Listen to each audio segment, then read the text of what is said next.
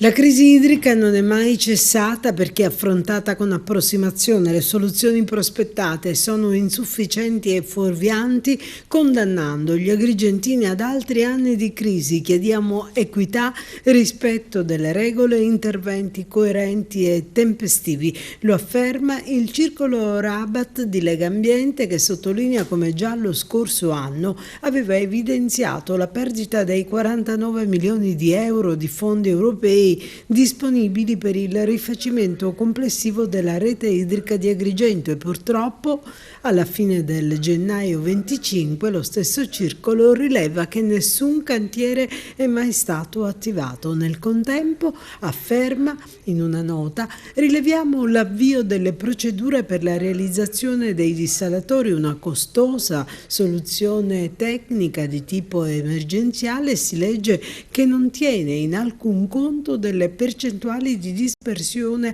della risorsa nell'ambito della rete idrica cittadina.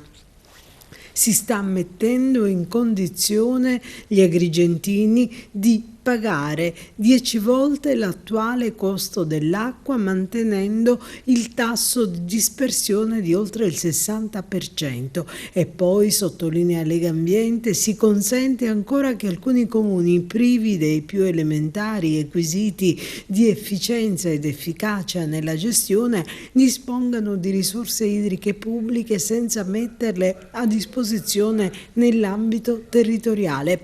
Questa disparità di trattamento, secondo Legambiente, calpesta i principi della legge Galli e del testo unico ambientale.